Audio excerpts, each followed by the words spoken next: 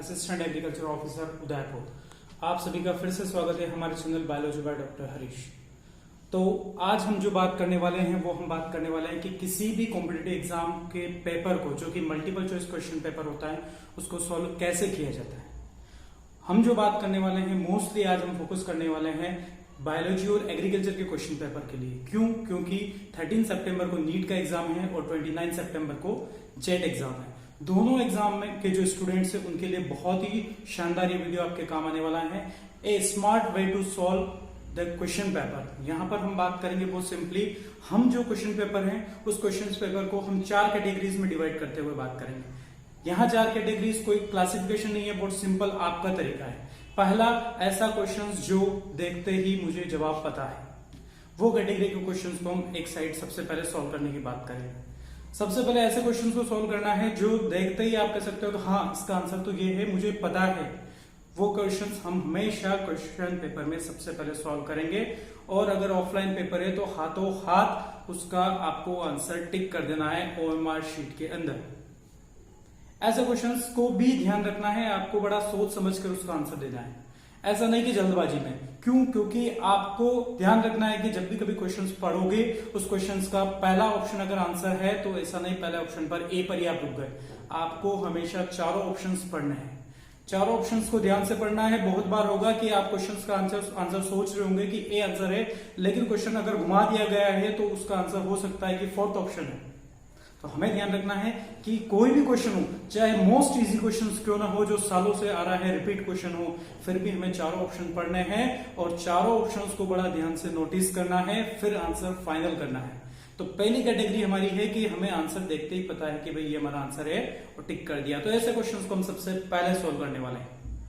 दूसरी कैटेगरी, ऐसे क्वेश्चंस जो हमें आते हैं लेकिन हम थोड़े से कंफ्यूज हैं या फिर थोड़ा कंफर्म नहीं हो पा रहे हैं, लेकिन हमें आते हैं, हाँ मैंने पढ़ा है।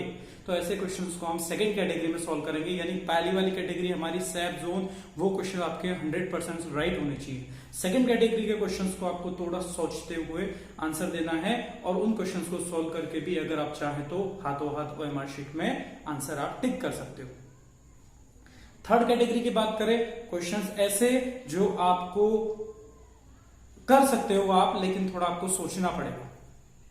उन क्वेश्चंस को सोचना है, जैसे कोई जेनेटिक्स का न्यूमेरिकल है तो आप जब तक सोल्व नहीं करोगे उसको आप आंसर नहीं दे सकते, उसको आपको तरीका पता होगा। ऐसा बहुत सारे क्वेश्चंस में हो सकता है, तो सोच के जवाब देंगे क्वेश्चंस। आप टाइम लीजिए, इनमें कोई दिक्कत नहीं। आपके पास अगर बायोलॉजी और एग्रीकल्चर जैसे क्वेश्चन पेपर अगर है तो वहां पर भरपूर टाइम होता है आपके पास, तो उनको सोचना है, आंसर निकालना है, फिर उसको भी आपको फिलअप करना है। तो ये थर्ड वाली कैटेगरी में आपके थोड़े क्वेश्चंस नेगेटिव होने के चांसेस रहेंगे, तो थोड़ा संभल के चलना है, ठीक है। तो ये भी आप हाथों हाथ OMR शीट में भर दीजिएगा। अब आती है फोर्थ कैटेगरी, जो कि ऐसे क्वेश्चंस हैं जो आपको बिल्कुल ही नहीं आते। तो क्या करना है? तुक्का मारना है? नहीं, आपको ऐसे क्वेश्चंस को स्किप कर देना है, छोड़ देना है। फिर भी अगर आप कर सकते हैं तो उसको लास्ट में जब आपके पास टाइम मिलता है तो उस ऐसे क्वेश्चंस को सॉल्व करने की कोशिश करनी है। मतलब इसका मतलब ये नहीं कि उसका कोई ना कोई आंसर OMR शीट में टिक करना है, नहीं।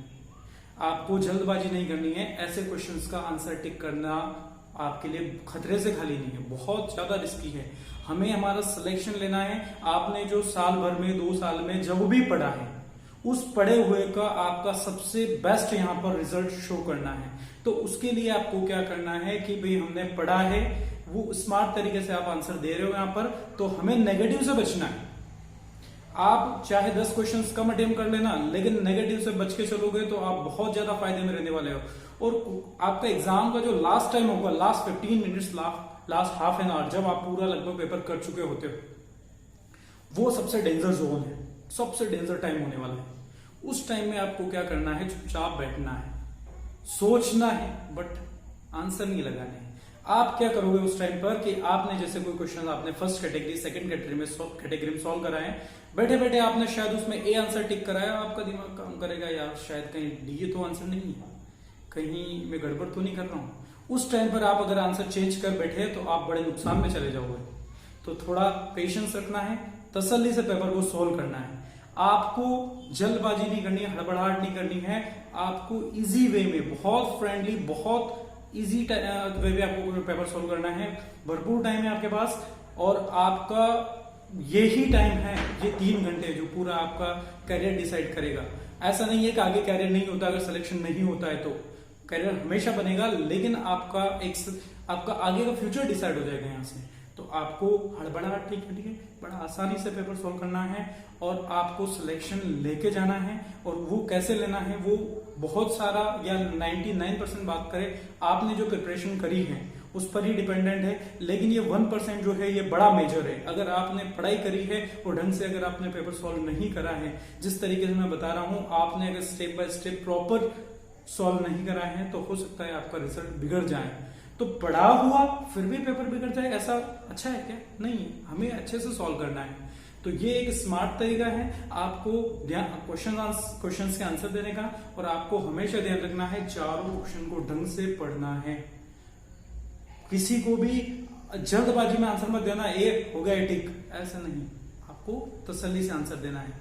तो ऑल द बेस्ट सबको।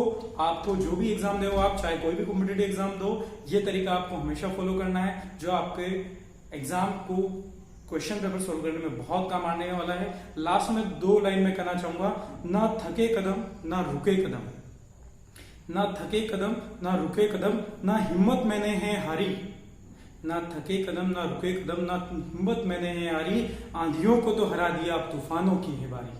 आपने साल भर तैयारी करी है, एग्जाम तो एक छोटा सा उसका नमूना रहेगा।